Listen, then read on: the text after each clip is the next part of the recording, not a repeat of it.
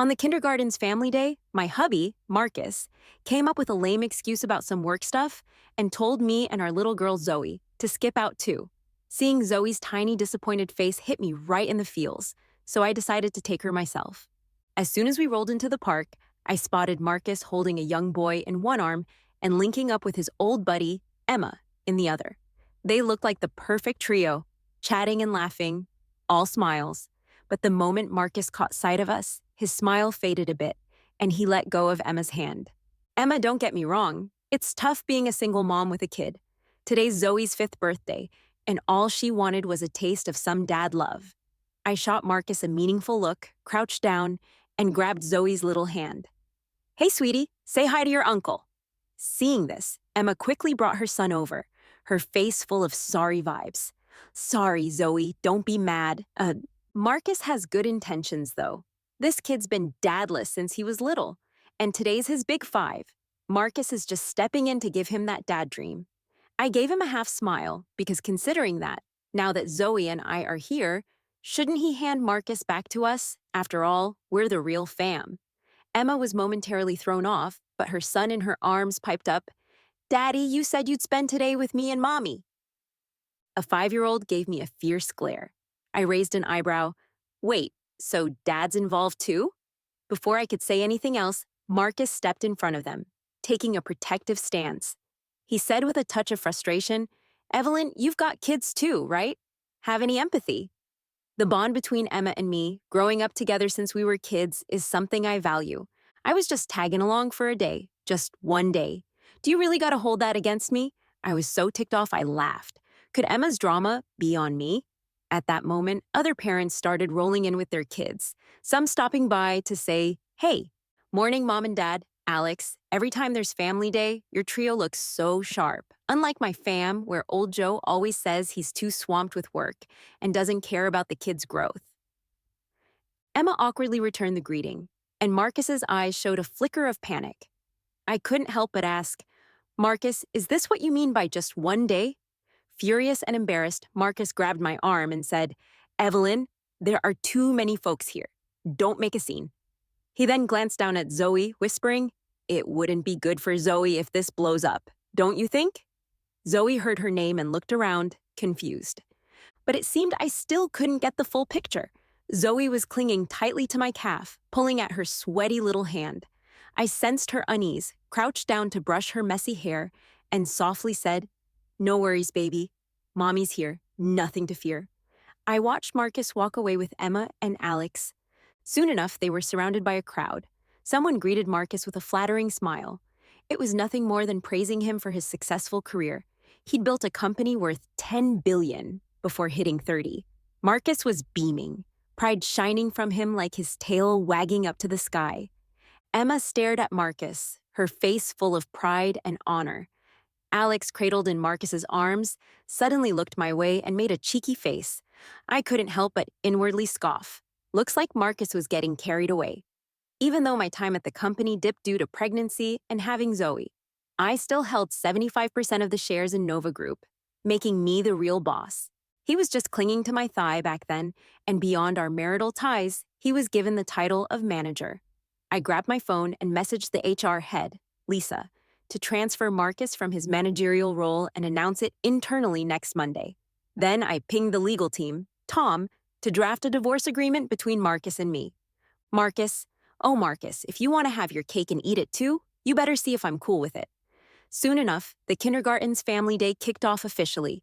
Every family sat down at their preset tables. Zoe looked at Marcus, who was in the front row, and asked me sadly, Mom, why isn't Dad sitting with us? I pinched Zoe's soft little face. She's still so young and shouldn't be caught up in this mess. Because Mom's a superhero, sweetheart. Fair enough. Dad went to help the other kids. At that moment, the teacher announced the first building block activity, smiling as she said the winner would get a Lego spaceship. Zoe suddenly lit up, pointing at the spaceship. Mom, I want that. All right, let's give it our best. The timer was ticking down, and Zoe raised her small hand, excitedly shouting, Teacher, we did it. The teacher walked over and nodded, just about to announce when a little boy sprinted over from the front row. It was Alex. He knocked over the blocks we'd painstakingly built and said arrogantly, "First place is mine now." Zoe looked at the fallen blocks, her eyes welling up with tears, and in anger, she grabbed a big wooden block and hurled it at Alex. Marcus's first words were, "Zoe, how could you hit someone?" He quickly apologized to brother Alex. Zoe stubbornly replied, "No, he pushed my blocks over first. He's the bad guy." I stood firmly behind Zoe. "Marcus, it's obvious who started this. Alex should apologize to Zoe." Emma also came over, tugging at Marcus's arm. "Marcus, let it go. Let's not hold grudges. Adults shouldn't dwell on kids' mistakes." The kindergarten teacher tried to mediate, and at that moment, Zoe suddenly started crying pitifully. "Daddy, why aren't you protecting me and instead scolding me?" The mention of Dad instantly froze everyone, their eyes darting between me, Marcus, and Emma. Marcus's face flushed with a mix of red and white, while Emma looked like she wanted to say something but hesitated. At that moment, Alex stood in front of Zoe with his hands on his hips and said fiercely, "Who's your dad? What are you calling him?" "This is my dad." Zoe hiccuped violently, her eyes filling with tears as she cried out, her small voice breaking, "Daddy, please say something." I was heartbroken and shot Marcus a fierce glare, my voice much harsher. "Marcus, aren't you going to explain? Are you just going to watch us, mother and daughter, get misunderstood?" His eyes widened as he picked up Alex, saying, "Explain what? Today I'm Alex's dad." After saying that, he even patted Alex's head. In an instant, other parents started pointing and whispering about me and Zoe. How can this kid randomly call someone dad? It seems Zoe's family never joined family day before, and this time, it's just her mom. Don't you think she might be someone's mistress? I heard that Marcus is a big shot in a corporation, super wealthy. Maybe Zoe's mom was trying to hook up with Marcus and got caught in a misunderstanding by her own daughter. As rumors swirled around Zoe and me, Marcus across the way said nothing, only coaxing Alex, while Emma, standing beside him, stifled a laugh and glanced my way. I held Zoe, who was crying uncontrollably, and gently patted her. Though I wanted to lash out at these jerks, it wasn't the time. I couldn't let Zoe get hurt anymore. At that moment, someone trying to schmooze Marcus flattered. "Young Master and Mr. Marcus look so much alike. It's obvious they're father and son." I glanced up at Marcus, who briefly showed a hint of guilt before laughing it off, while Emma was beaming with joy. I'd seen this mother and son before, but how didn't I notice that Marcus and Alex actually share quite a few similarities? Zoe couldn't stop crying. I had no choice but to ask the teacher to take me to the lounge, wanting to calm Zoe down first. When we got there, I soothed her, and she eventually fell asleep. Looking at her puffy eyelids from crying, my heart twisted. I tiptoed out, walked to the hallway corner, and dialed HR and legal. "Lisa, Tom, you two need to bring Maya and Marcus's marriage certificate, along with the drafted divorce agreement and the company's termination letter, to Bright Star Kindergarten right now. Hurry!" Just as I was hashing out the details, I heard a terrible scream. It was Zoe's voice. My heart sank. At the end of the corridor, by the bathroom door, Zoe was pushed to the ground, crying and gasping. The one leading the charge was Alex, his face twisted in rage. "I told you not to call anyone else dad. Watch me beat you to a pulp today." After saying that, he kicked Zoe in the stomach. Zoe cried out in pain, trying to get away, but was caught by the boy behind her. "The mistress's kid deserves to be beaten. My mom said illegitimate kids should be killed at birth."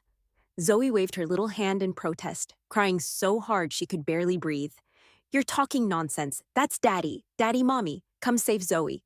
Zoe hurts so much. Dad, Mom, where are you?" The moment I saw it, my brain went into overdrive, blood rushing, every vein feeling like it was about to burst. As those little boys noticed my fierce expression, they scattered like birds. I held Zoe in my arms, realizing she was shaking violently, so I quickly called for an ambulance. "Don't be scared, baby. Mommy's here. Mommy's here." When the clock hit 1:20, other parents started wondering what went down. I ran wildly towards the ambulance, clutching Zoe. As I passed by, Marcus was smiling, building blocks with Alex, while Emma stood beside him, wiping the sweat from Marcus's brow. Hearing the commotion, he looked up puzzled. As he got up and came over, he asked, "What's going on? What's wrong with Zoe?" Emma grabbed his hand. "Marcus, you promised to spend the day with Alex today. You have no idea how happy Alex was when I told him last night you'd be with him all day." Marcus's steps halted. I had already got Zoe into the ambulance. Zoe had fainted, and the doctor began assessing and treating her in the car. A female doctor lifted Zoe's dress and couldn't help but exclaim, "How can someone be so rough with such a small child?" I burst into tears, panicking uncontrollably. Zoe's pale skin was marred with bruises, and there was a fist-sized mark on her side. Her body trembled uncontrollably, and the doctor's tone turned urgent. "Quick, get the equipment." After Zoe was stabilized, 2 hours had passed, feeling like an eternity. Regret and hatred twisted in my heart, growing and raging inside me. My mom cried her heart out and complained to me, "What kind of child is this? How much has she suffered?" On the hospital bed, Zoe, weak and hooked up to monitors, opened her eyes and looked at me confused. "Mommy, why do they all say that Daddy doesn't want me? But clearly, Zoe has a daddy. Why doesn't Daddy protect Zoe anymore?" I gently kissed her forehead and told her, "Mommy will always, always protect you. Zoe is Mommy's most beloved treasure. As for Dad, we don't need him anymore." When I went back to the kindergarten, the event was in its final activity. The whole family was painting a family portrait together. Marcus was patiently coloring, Alex was quietly nestled in his arms, and Emma, looking content, was snapping photos of them. It was truly a scene of peace and family joy. But why is my daughter in the hospital now, while the wrongdoer is here enjoying happiness? I rushed over and without a word slapped Emma hard. The force made her stumble, and she crashed into the desk corner behind her. The sudden slap stunned everyone. Marcus yelled even louder, "Evelyn, what are you doing?" He quickly pulled Emma into his arms, his eyes full of concern. "Emma, does it hurt?" Emma's tears rolled down her cheeks as she shook her head, putting on a pitiful expression. "Evelyn, did you misunderstand something? I apologize to you." I let out a cold laugh. Isn't a verbal apology too insincere? As soon as I finished speaking, I was about to slap her again, but Marcus saw this and tried to stop me. I turned and directly slapped Marcus across the face, leaving 5 clear fingerprints on his cheek. Marcus covered his face and froze for a second, then shouted like he'd lost his mind. "Evelyn, are you out of your mind? Did I give you the right to act like this?" At that moment, the kindergarten teacher hurried over to mediate, asking me what was happening. I pointed at Alex, gritting my teeth. This little brat took advantage of my distraction and surrounded Zoe with a few boys to beat her up. As soon as I finished speaking, Emma eagerly said, "Impossible. Alex is very well behaved. Marcus, you have to believe me." I stepped forward. "Impossible?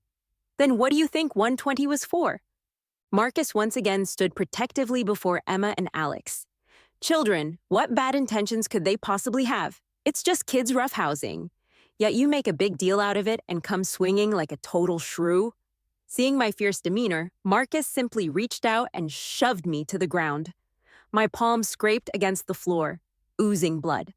Those trying to schmooze Marcus joined in to mock and insult me from a position of superiority, saying, "Isn't this just an attempt to extort money? Knowing that Mr. Marcus comes from a wealthy family. You should also look at your own character. Only when dealt with by Nova Group's legal team will you realize you should be crying. Isn't this just a failed attempt to seduce Mr. Marcus, causing a scene without even considering how far you are from Mrs. Lee? Indeed, it's the demeanor of a mistress." At that moment, the sound of cars approaching grew louder, and soon 3 luxury business vehicles stopped at the kindergarten entrance. A sharp-eyed parent couldn't help but exclaim, "The cars have Nova Group's logo. They're executive vehicles." Mr. Marcus was impressive. He'd already called in the company's legal team. After saying this, the person spat at me fiercely and gloatingly said, "Dead mistress, you're finished. Everyone knows Nova Law Firm is the undefeated king of litigation. Just wait to pay up and end up in jail." Parents who are influencers were already excited, holding up their phones. "Didn't expect to see big news today. Friends, hurry and follow. I'm going live on the shrew's downfall. Emma snapped to attention, looking at Marcus with surprise and deep affection, while Alex beside her was even more arrogant. In Marcus's eyes, adored by all, a trace of disbelief flickered as he looked down at me. I propped myself up with one hand, enduring the pain as I slowly stood, a cold smile curling at my mouth. Seeing the situation escalate, the kindergarten principal hurried over, frowning and speaking earnestly to me. Zoe's mom, please stop being so stubborn. Apologize to Mr. Lee and Mrs. Lee right away. You can't win against them. I shook my head at the principal, and she sighed, staring at me. I know your character, Evelyn, but reality is reality. Those century-old conglomerates have immense power. How could you possibly provoke them? At this moment, the well-dressed elites in suits from the business vehicles were almost reaching the event area. Those watching, the sycophants of Marcus and the parents with their phones, wore expressions like a grand show was about to start. They exchanged glances and looked at me with glee and malice. Only Marcus stepped forward, lowering his voice, as he stared at me and asked, "Did you call them here? Are you so petty that you have to blow this out of proportion? Don't forget, I'm the general manager of the company now, and I'm their direct superior." I smiled at him and said, "Then let's wait and see." Emma saw me talking to Marcus and quickly came over, still sporting that pretentious look. "Marcus, I know you feel I'm being wronged bringing the company's legal team over to back me up, but today I also made a mistake, so let's just forget about it." As she spoke, she looked pitiful, deliberately showing Marcus the face I had slapped red. Her son Alex reached out his hand to push me. "You bully my mom, and later Dad's subordinates will beat you until you can't find your way home." I took the chance to step back. Alex had no support and fell forward to the ground with a thud. A big bump formed on his forehead. "What are you doing bullying a child? What if you hurt her?" Marcus's eyes widened. I couldn't help but retort, "Marcus, are you blind?" Emma quickly hugged Alex, crying, "How strong can a little kid be? He just pushed you a bit. Why did you go so hard on him?" "Evelyn, if you're angry, direct it at me. The child is innocent." Marcus was provoked by Emma's words and was so angry he wanted to grab me. At that moment, the men in suits and leather shoes had already approached Marcus and me. The onlookers were all waiting for the security guard who'd come with me to take control of me. Then Marcus was severely punished, venting his anger on Emma. A bodyguard, all muscle, stood directly in front of me, grabbed Marcus's outstretched arm, and with brute force threw him 2 meters away. For a moment, everyone was frozen in place. How is this different from what they expected? Marcus steadied himself again and shouted at the security guard blocking my way. "Don't you want to work anymore? I'm the general manager. I'm the one who pays your salary." Just then, one of Marcus's sycophants cautiously shifted his gaze between me and Marcus, asking, "Mr. Marcus, have these people made a mistake?" Others seemed to wake from a daze as well, looking at each other, confused by the scene before them. Emma clung to Marcus with a look of grievance. "Marcus, aren't you the general manager of Nova Group? You have to stand up for Alex."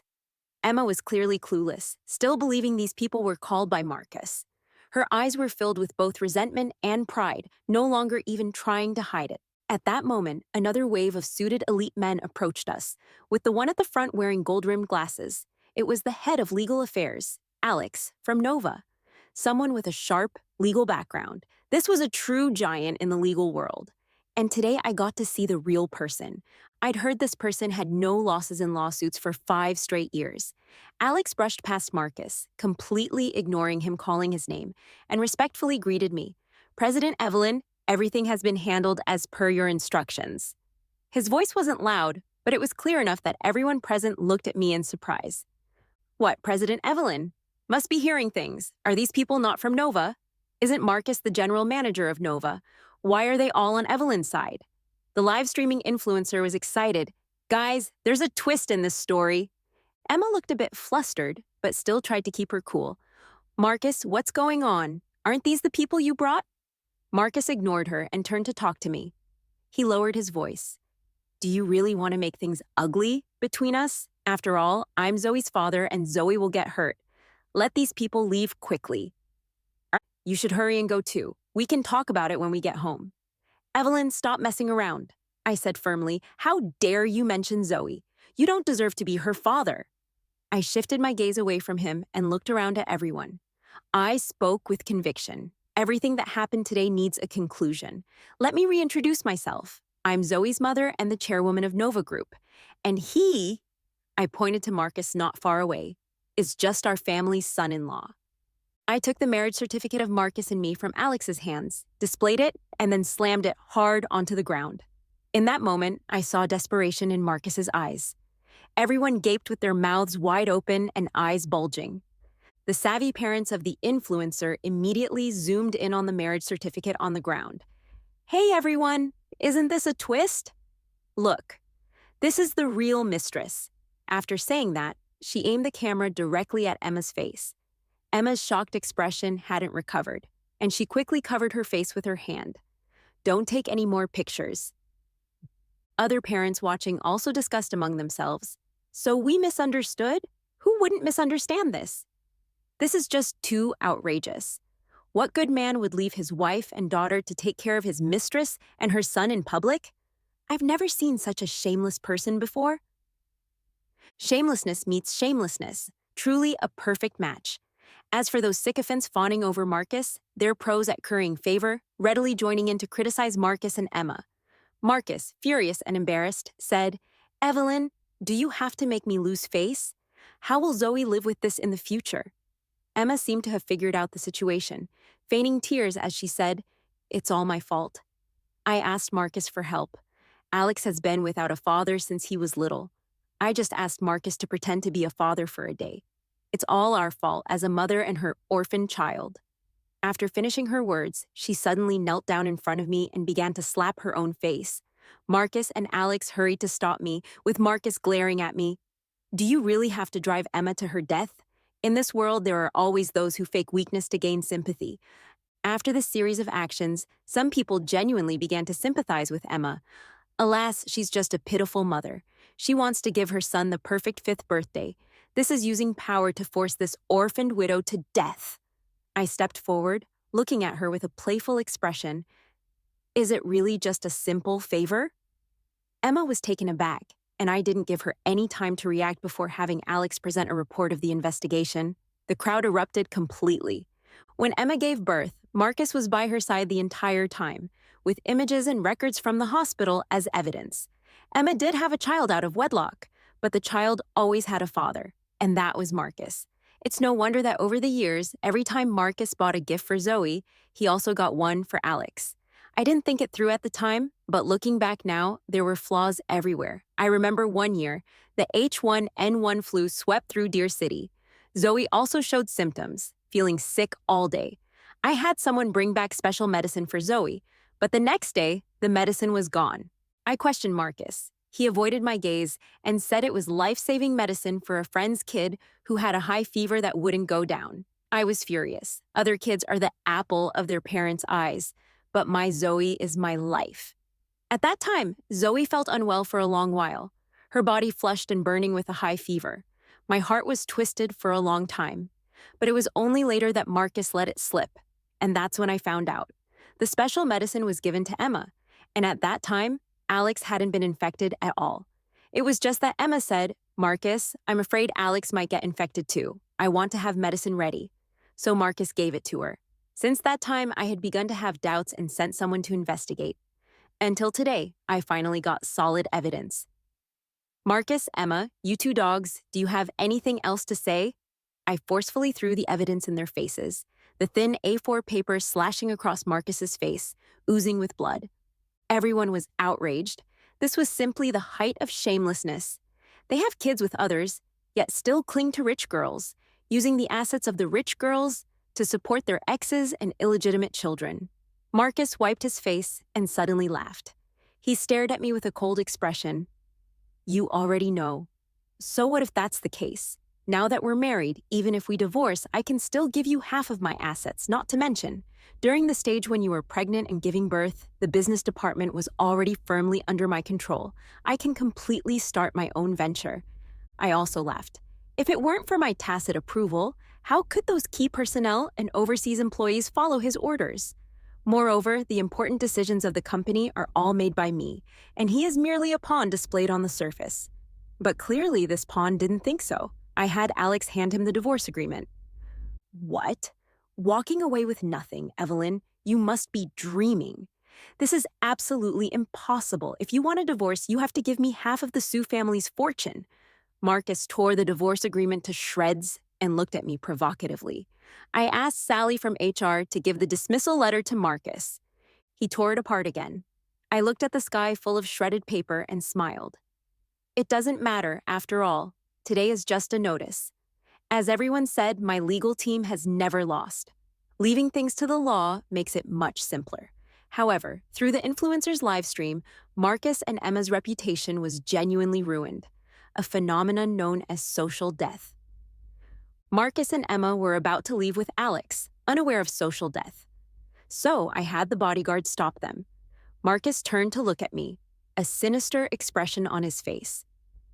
What do you mean? I just focused my gaze on that influencer mom. Do you want to take your popularity to another level? The influencer mom's eyes instantly lit up. I nodded to Tom. Then let's start the playback.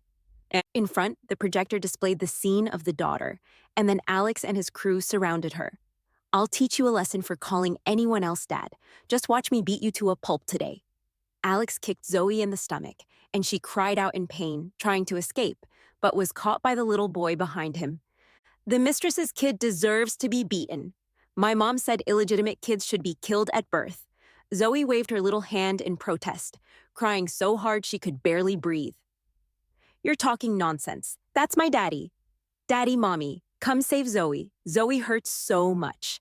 Dad, mom, where are you?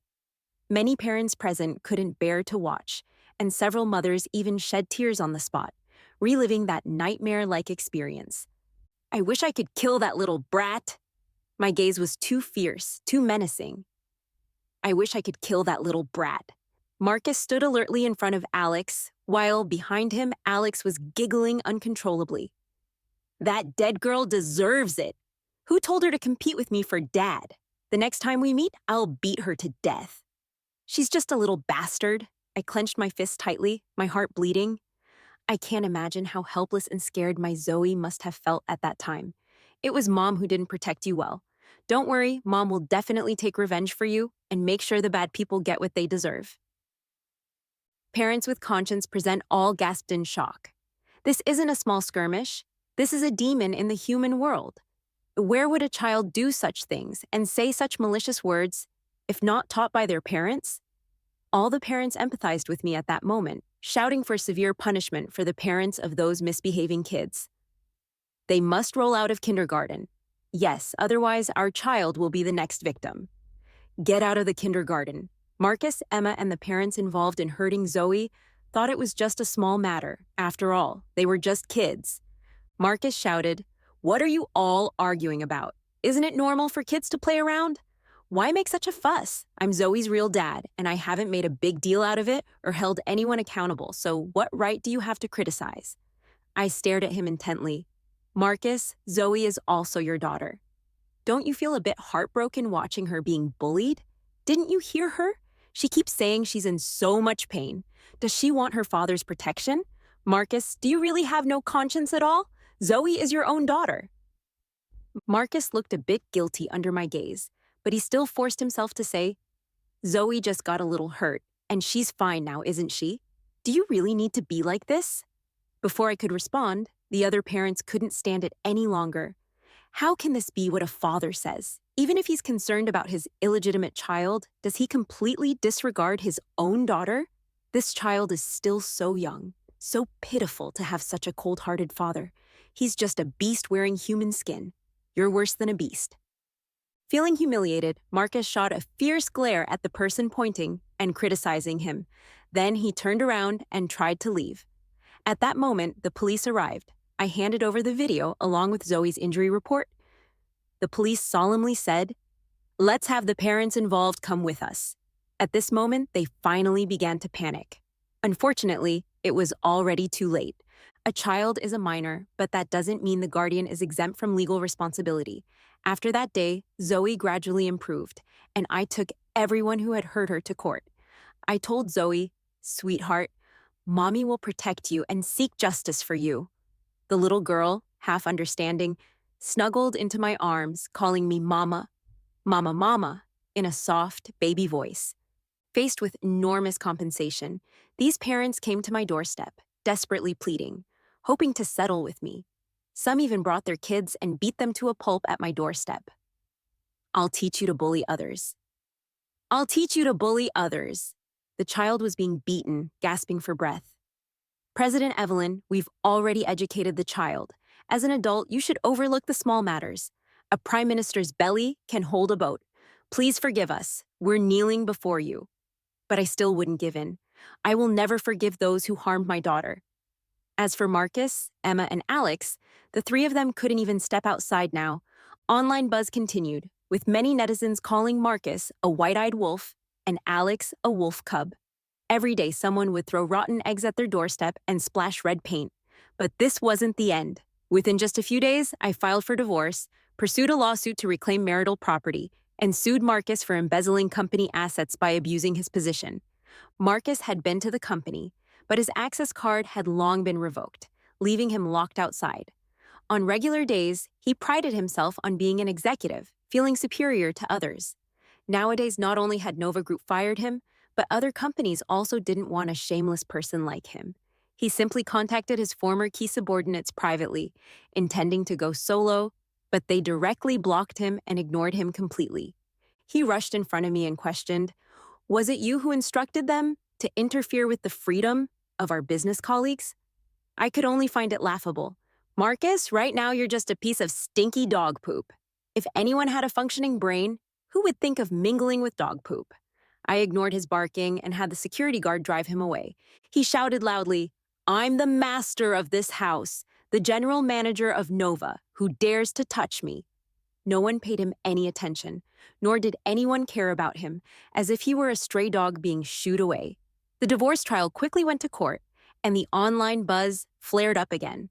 Due to the extremely heinous nature of his infidelity and the significant negative impact it caused on society, he left with nothing. He was unwilling to accept it, shouting loudly in the courtroom, and the judge ordered the bailiffs to restrain him. This is simply a great relief to everyone. This is retribution for the scumbag. Bah, serves you right. The subsequent case of illegally embezzling company property through his position had solid evidence, enough to put Marcus away for a few years. A few days later, he stopped my car on the route I took to the company. At this moment, he was so haggard he was unrecognizable, with a scruffy beard and hair almost half white, no longer the spirited figure who once stood in a high position, basking in the admiration of others. He bent slightly at the waist and finally lowered his head. "Evelyn, I was wrong. I've made things clear with Emma, and I promise I won't have any more contact with her. After all, I am Zoe's father. Can you forgive me for Zoe's sake? Evelyn, let's remarry and give Zoe a complete home. Let me return to Nova. No need to be the general manager. Just being a director will be fine." At this moment, I sat in the luxury car, looking indifferently at Marcus through the partially lowered window. "Marcus, you think too highly of yourself. Where were you when Zoe needed you to protect her in kindergarten? How dare you even mention Zoe?" I had the driver take the car away, leaving him far behind. Just like Zoe and I cast him far out of our lives. Hearing news of Marcus again, he had already gone in and was squatting down. As for recovering the assets that Marcus transferred to Emma, it was a piece of cake for the legal team. The legal department told me that even Emma's current house was secretly bought by Marcus. Emma could only rent a room in the urban village now. Like Marcus, her reputation was tarnished, and no company dared to hire her. She had also planned to set up a small stall, but netizens recognized her immediately and smashed her stall to pieces. After that, she could only survive by scavenging for trash. The kids who had besieged Zoe were also asked to withdraw from school at the request of other parents. I heard that at other kindergartens, the teachers didn't treat them well either. The kids who had hurt Zoe were isolated when they arrived at the new kindergarten.